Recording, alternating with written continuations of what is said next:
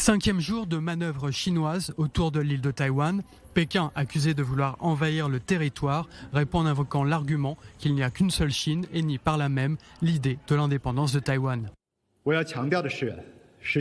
La réunification complète de la mère patrie est l'aspiration commune de tout le peuple chinois et un événement historique inévitable. Peu importe que les autorités du parti au pouvoir à Taïwan et les forces indépendantistes taïwanaises jouent la carte des États-Unis ou toute autre carte, elles ne peuvent sauver les forces indépendantistes taïwanaises de l'échec. Leurs provocations et leurs mensonges sont comme une fourmi qui tente de secouer un arbre et ne feront que précipiter leur autodestruction.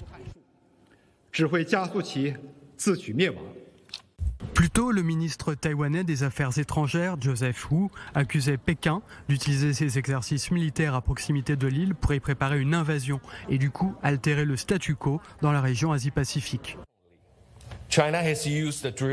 La Chine a utilisé les exercices et sa feuille de route militaire pour préparer l'invasion de Taïwan. Elle mène des exercices militaires et des tirs de missiles à grande échelle, ainsi que des cyberattaques, une campagne de désinformation et une coercition économique afin d'affaiblir le moral de la population à Taïwan.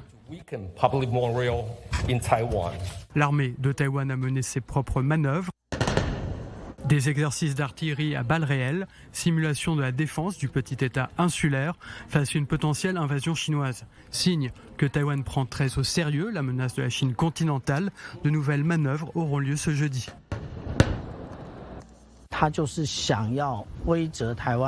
L'objectif de la Chine est de menacer psychologiquement le moral des Taïwanais en tirant des missiles balistiques au-dessus de l'île de Taïwan, au-dessus de Taipei et en montrant des images de navires et d'avions de guerre chinois apparemment proches de nos côtes. La protection de notre patrie est la responsabilité de nos soldats. Quelle que soit la situation actuelle, nous nous entraînons constamment et accumulons de l'expérience pour être meilleurs. C'est la meilleure façon de protéger notre pays. L'ampleur et l'intensité des exercices de la Chine, son retrait des négociations internationales autour du climat et de la défense, la cessation de la communication entre l'armée chinoise et américaine ont suscité l'inquiétude et l'indignation des États-Unis et d'autres pays occidentaux.